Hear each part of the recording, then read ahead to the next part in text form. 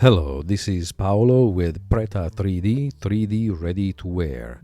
I have a quite treat for you today, a new free prop for DAZ Studio that will help you create new lighting solutions. Light is the one factor that can turn a mediocre render into a great one. Simply put, there is nothing more important for improving the quality of your images than learning about lighting. But even when you know everything about light, you need tools that allow you to control that light. Many of the gizmos and gadgets that you see in a photographer's toolbox are about light control. Take, for example, this image from a behind-the-scene moment during the shooting of a toy commercial. As you can see, the little girl is surrounded by a forest of lights, diffusers, bounce cards, etc. All those devices are there specifically to control light. That setup was for a single shot of a 30-second commercial. Lighting is just that important. When it comes to lighting with Lux and Reality, your best option is generally the mesh light. I recently, just a few weeks ago, released a mesh light prop that makes adding that type of light very simple. The prop simply configures a plane to be a light. The problem in using that approach is that it's sometimes hard to know which side projects light. And the plane itself has nothing for controlling the spreading of the light or the fall off. So today I give you the Reality Softbox. This new prop is modeled after a real photographer's softbox. Therefore, if you have experience with that light, this is exciting news. If you don't have the experience, just keep watching and you'll see how easy and powerful this new light is. For the demonstration, I created a simple scene with Victoria that I'm going to use for creating a few portraits. Before I begin, I wanted to let you know that I have customized Studio with a few special keystrokes. This is just a way of speeding up my workflow, and you will probably see some of those keystrokes on the screen. They can be different from the default Studio keystrokes. So let me first split the viewport so that I can have the camera view on top and the perspective view at the bottom, where I can move around and position my objects. As you can see, all the lower parts of Victoria's body are hidden. Since we are focused on a portrait, we don't need those other objects. By setting the objects as invisible in Studio, Reality will avoid exporting them to Lux, and this saves both time and memory. I added a portion of a dress just for modesty. Alright, let's get started.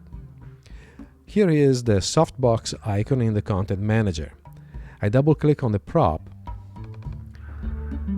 and the softbox is added to the scene already in the right location. And it's rotating in a way that usually looks good for a full body render. The light is sized pretty big because the larger the light, the softer the light is. This is what happens in real life and not a trickery of 3D software. Since we are focusing on the face, I'm going to reduce the size a bit and reposition it so that the face is centered in the light panel.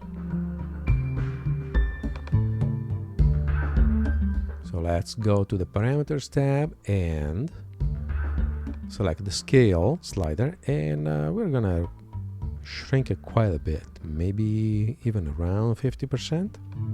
Okay, so that is getting good. 51% sounds good. And by turning the wireframe mode, I can see that the light is fairly well centered. Okay, good. So go back to texture shaded.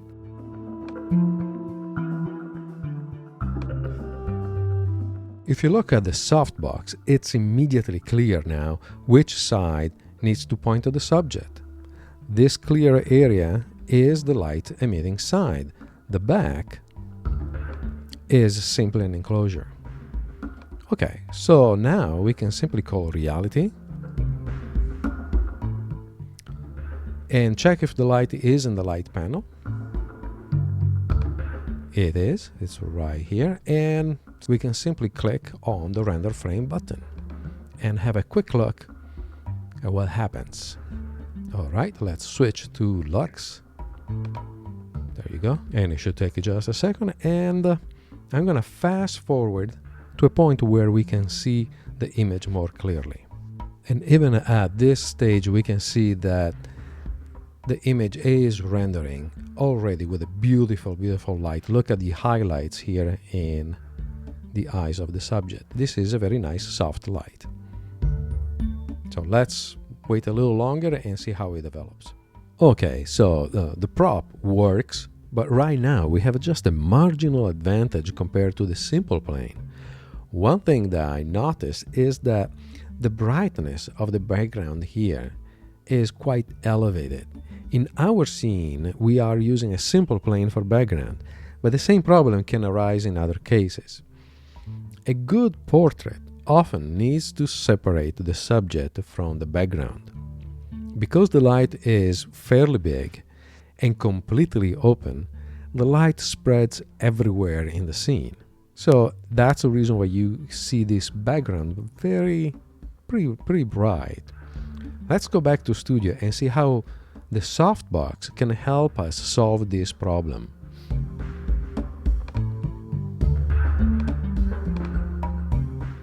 If we select the light and then look in the Parameters tab, we see that there are a couple of options. Let's click on the Snoot Enabled option and come a little closer so we can see exactly what happens. And I'll zoom in so we can just frame this. Good. So let's try a couple of times. Off, on, off, on. Okay. The snoot in photography is a tunnel that wraps around the light, so the light is not spilling on other parts of the scene. Right now, the snoot seems pretty small. Let's extend it quite a bit. So I click on either here, or I can go in the scene, and in the Reality Softbox, I click on the snoot, and then I can extend it in this way.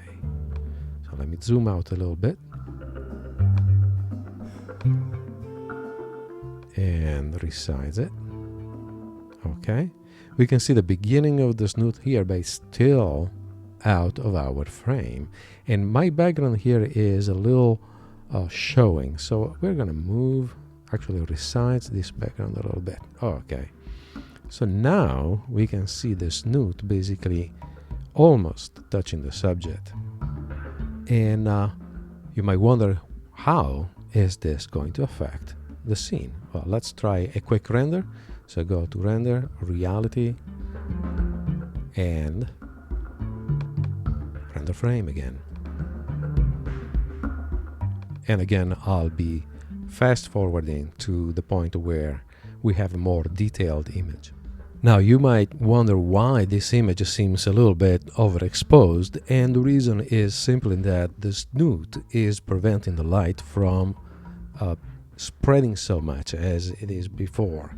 And so it's a more focused beam of light is hitting the face, and in this way it becomes a brighter, a more concentrated light. So in this case we can just simply change our exposure a little bit.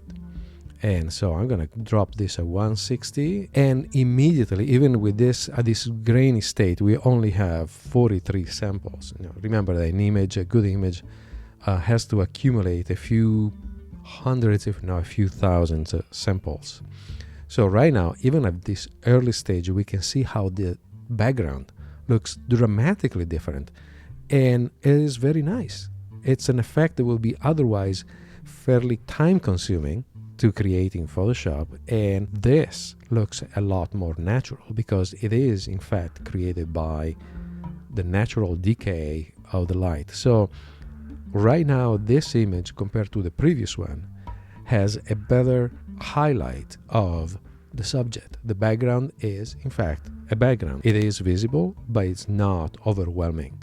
So with a simple option that takes just a click, you get a very controlled lighting environment.